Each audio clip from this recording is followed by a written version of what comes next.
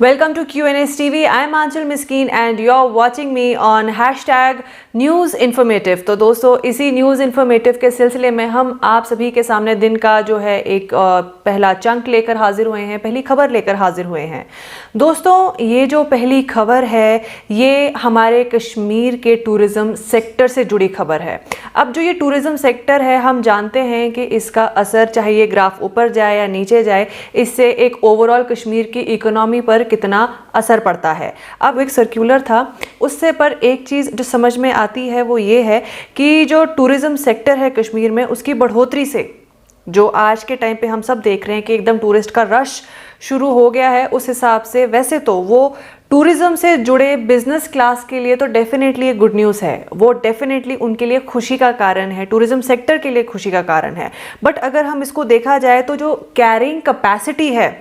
यहाँ के tourist destinations की, उन पर बहुत ज़्यादा लोड पड़ रहा है, वो ओवरलोड होता जा रहा है। अब अगर आपको यहाँ बताएं तो मई के दूसरे हफ्ते में chief executive for Gulmarg development authority ने एक सर्कुलर जारी किया था जिसमें उन्होंने कहा था कि फ़िलहाल जो है स्कूल एजुकेशन डिपार्टमेंट गुलमर्ग की और बच्चों को पिकनिक्स के लिए ना लेकर आएँ। अगर हो सके तो इस एक इवेंट को बच्चों को पिकनिक्स के लिए लाना अवॉइड किया जाए। इसका कारण ये था कि जो वो डेस्टिनेशन है गुलमर्ग इस टाइम पे ओवर क्राउडेड है, जिस वजह से एक डबल प्रेशर पड़ रहा है। और ओवरऑल अगर देखा जाए तो गुलमर्ग का जो इकोलॉजिकल बैलेंस है वो हिलता दिखाई दे रहा है। इकोलॉजिकल बैलेंस के साथ साथ उन्होंने ये बात भी इसमें मेंशन की है, जो रिजॉर्ट के आसपास के इलाके हैं वहाँ जो नॉइज़ लेवल है वो काफ़ी हद तक बढ़ चुका है। लोग जब कश्मीर आते हैं अपनी शहरी दुनिया से हटकर तो एक तो यहाँ की व्यूज़ के लिए आते हैं और प्लस जो यहाँ की शांति है, यहाँ का पीस है, उसे एंजॉय करने आते हैं। पर दोस्तों एक जो ये इन्फ्लक्स बढ़ चुका है टूरिज़्म में ट्रैवलर्स का, टूरिस्ट्स का, उस वजह से अब जो ये कुछ चीज़ें हैं उन पर अब पकड़ नहीं रही है, वो काबू में नहीं रही हैं। जैसे उनमें से एक नॉइज़ लेवल है, आप यहाँ शांति की खोज में आएंगे, उल्टा आपको यहाँ क्या मिलेगा, भीड़ और शोर। यहाँ दोस्तों गौर करने वाली एक और बात ये है कि टूरिज़्म रेगुलेशन पॉलिसी,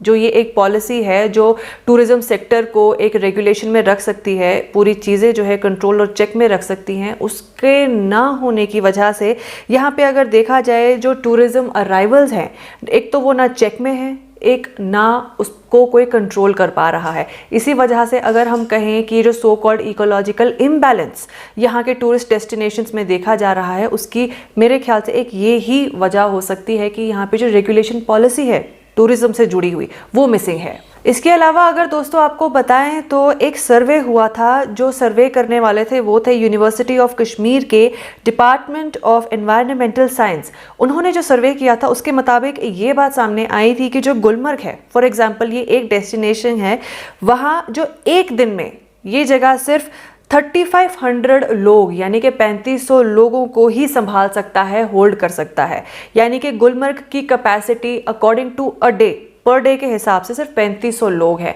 पर जिस तरह से हम इन्फ्लक्स देख रहे हैं वो लाखों की ओर जा रहा है, तो इस हिसाब से जो ये एक इम्बैलेंस की बात है ये डेफिनेटली साबित होती है, क्लियर होती है। इसके अलावा यहाँ एक और चीज़ है वो देखने वाली है, जब आप इन टूरिस्ट डेस्टिनेशंस में जाते हैं तो वहाँ इस तरह की जो भीड़ है ये एक इम्बैलेंस है, इसमें आपको ट्रैफिक जैम्स बहुत देखने को मिल जाते हैं। आप निकलते हैं होटल से ये सोच कर कि आज हम इस डेस्टिनेशन तक जाएंगे, पर अनफॉर्चुनेटली होता क्या है, अब कई घंटों तक लगातार ट्रैफिक जैम्स में फंस जाते हैं, जिस वजह से जो आपका घूमने फिरने का टाइम है वो भी शॉर्टेंड हो जाता है और आप मजबूरन ट्रैफिक पे अपना सारा समय बर्बाद कर देते हैं। तो कह सकते हैं कि एक पॉलिसी के ना होने से अगर देखा जाए तो कितने लेवल्स पे, चाहे वो बिजनेस क्लास है, चाहे वो इकोलॉजी है या फिर वो चाहे टूरिस्ट्स हैं, उनको कितने लेवल्स पे सफ़र करना पड़ता है। इसमें दोस्तों अगर हम अब कुछ ऑफिशियल फिगर्स की बात करें कि आपको जिससे एक अंदाज़ा हो, हम बार बार कह रहे हैं कि टूरिस्ट इन्फ्लक्स बढ़ा हुआ है,